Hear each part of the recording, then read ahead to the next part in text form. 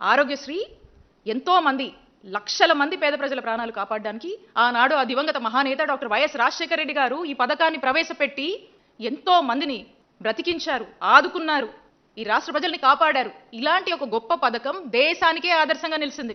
ఈరోజు దేశంలో ఉన్నటువంటి దాదాపు అన్ని రాష్ట్రాలు కూడా ఆరోగ్యశ్రీ అనేటువంటి ప్రోగ్రామ్ని వాళ్ళందరూ కూడా ఈ ట్రస్ట్ని ఫాలో అవుతూ అమలు చేస్తూ మరి ముందుకు వెళ్తున్నటువంటి పరిస్థితి.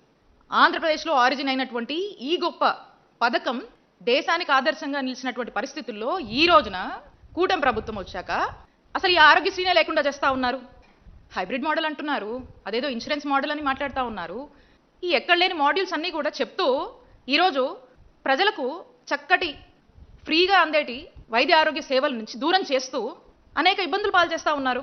మనం చూసినట్టయితే ఆరోగ్యశ్రీ జగనన్న ఆరోగ్యశ్రీని 3257 ప్రొసీజర్స్కి పెంచి 25 లక్షల వరకు కూడా ఆ లిమిట్ని పెంచి దాదాపు మన రాష్ట్రంలో 90% పైగా ఉన్నటువంటి కుటుంబాలు ఈ ఆరోగ్యశ్రీని ఈరోజు అవైల్ చేసుకుంటూ చక్కగా వెళ్తున్నటువంటి పరిస్థితి నుంచి ఈరోజు అసలు ఈ రాష్ట్రంలో ఆరోగ్యశ్రీ ఉందా లేదా, అమలు అవుతుందా లేదా, ఏ హాస్పిటల్ పోవాలి, వెళ్తే చూస్తారో లేదో అన్నటువంటి భయంలోకి ఈరోజు ప్రజలు నెట్టినటువంటి పరిస్థితి.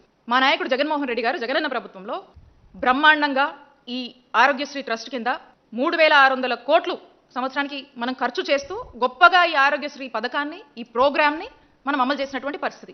ఈ రోజున వీళ్ళు చెప్తా ఉన్నారు, వీళ్ళకి 100 కన్ఫ్యూజన్స్ ఉన్నాయి. అసలు ఈ ఆరోగ్యశ్రీని ఇన్సూరెన్స్ మోడల్లోకి తీసుకువెళ్లాల్సినటువంటి అవసరం ఏంటి, దానివల్ల వచ్చే అడ్వాంటేజెస్ ఏంటో చెప్పాలి.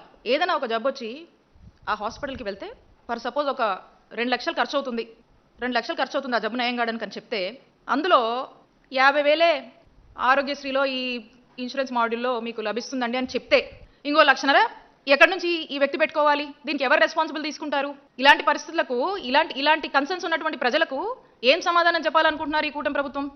ఇదే జగనన్న ప్రభుత్వంలో అయితే 25 లక్షల వరకు, అంతకన్నా మించి అంటే చాలా రేర్ కేసెస్, బట్ అయినా అది కూడా ప్రభుత్వం భరించింది.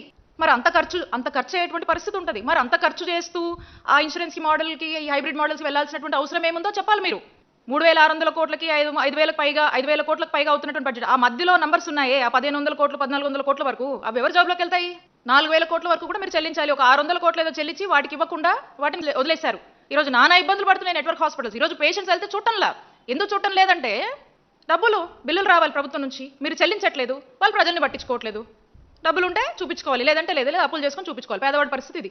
ఎందుకు ఇదంతా చేస్తున్నారంటే ఇవన్నీ మంచి పనులు చేసిన ఈ పేరు ఆ దివంగత మహానేత డాక్టర్ వైఎస్ రాజశేఖర రెడ్డి గారికే పేరు వస్తుంది, మా నాయకుడు జగన్మోహన్ రెడ్డి గారికే పేరు వస్తుంది. కాబట్టి ఈ పేరు ప్రజల్లోంచి పూర్తిగా చెరిపేయాలనేటువంటి ఒక దురాలోచనతో మీరు ఇవేవీ లేకుండా చేస్తూ ఉన్నారు.